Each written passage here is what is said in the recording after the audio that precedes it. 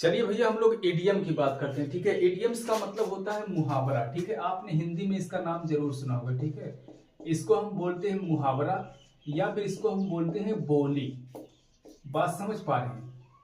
तो यहाँ पर कुछ उसी प्रकार से इंग्लिश में एडीएम्स हम लोग देखते हैं। ठीक है, तो एडीएम्स का मतलब ये होता है, इसे कहने का तो मतलब कुछ होता है लेकिन उसका अर्थ जो है कुछ अलग ही निकलता है। जैसे यहाँ पर आप देख सकते हो पीस ऑफ केक, है ना। पीस ऑफ केक का मतलब होता है कि केक का जो है ये टुकड़ा, केक का हिस्सा करना। ठीक है, जैसे आप जब केक का हिस्सा करते हो तो बड़ा आसान काम है। ठीक है, तो वही कह रहा है, इसका मतलब क्या होता है कि समथिंग वेरी इजी। ठीक है, कुछ भी जो बहुत आसान हो। ठीक है, जैसे अब एग्जाम्पल में देख लो। ठीक है, एग्जाम्पल दे दिया कि the test was a piece of cake. ठीक है, कि माने जो टेस्ट था ये ए पीस ऑफ केक था। इसका मतलब क्या है भाई? ए पीस ऑफ केक का मतलब होता है कि समथिंग वेरी इजी, अर्थात the test was a piece of cake, यानी टेस्ट जो है काफी सरल था। ठीक है, काफी इजी था। बात समझ पा रहे हैं? तो यहां पर किसका यूज किया गया है? इडियम का। ठीक है, दूसरा हिट्स द बुक। ठीक है, अब हिट्स द बुक का मतलब यह है किताबों को पीटना नहीं है। ठीक है, बल्कि इसका सही सही अर्थ क्या निकलता है कि टू स्टडी हार्ड।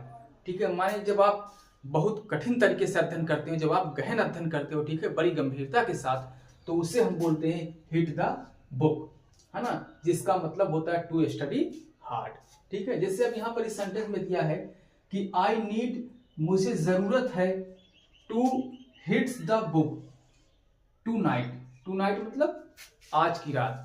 आज की रात जो है मुझे हिट्स द बुक करने की जरूरत है। इसका मतलब क्या करने की जरूरत है? टू स्टडी हार्ड, माने कठिन मेहनत की जरूरत है। ठीक है, तो हिट्स द बुक का मतलब क्या हो जाएगा? To study hard. Next, cost an arm. ठीक है, माने एक भुजा की कीमत, एंड ए लेग, और एक पैर की कीमत। ठीक है, आपके एक भुजा की कीमत और एक पैर की कीमत आपको कितना होता है पता है? ठीक है भाई, इसकी कीमत बहुत है। अगर हाथ पैर ही ना रहेगा तो आप क्या कर पाओगे? ठीक है, तो जब cost and arm and A leg दिया हो तो इसका मतलब होता है वेरी एक्सपेंसिव, यानी बहुत कीमती, बहुत कीमती। ठीक है, जैसे अब एग्जांपल है कि द कार कास्ट मी। ठीक है, कि जो कार का कास्ट है ये मेरे लिए क्या है भैया? N arm and A leg. ठीक है, N arm and A leg का मतलब क्या होता है? वेरी एक्सपेंसिव, यानी कि बहुत महंगी है। ठीक है, अगला, once in a blue moon. ठीक है, अब देखो इसका मतलब क्या है कि वंस माने एक बार, इन अ ब्लू मून, ठीक है, माने ये नीले चंद्रमा में, नीले चंद्रमा में एक बार। ठीक है, तो यहां से कुछ अर्थ नहीं समझ में आ रहा भाई। ठीक है, लेकिन इसका जो अर्थ है, एक्चुअल अर्थ है, उसका मतलब होता है रेयरली। ठीक है, रेयरली का मतलब क्या होता है? मुश्किल से ही। तो जैसे मैंने यहाँ एक सेंटेंस लिखा है कि आई सी, मैं उसे देखता हूं। ठीक है, मैं उसे देखता हूं once in a blue moon, तो इसके स्थान पे क्या हो जाएगा? रेयरली, कि मैं भाई उसे बड़ी मुश्किल से देखता हूं, यानी कभी कभी वो दिखाई पड़ता है। ठीक है, तो ये हो जाएगा। तो ये कुछ इडियम्स।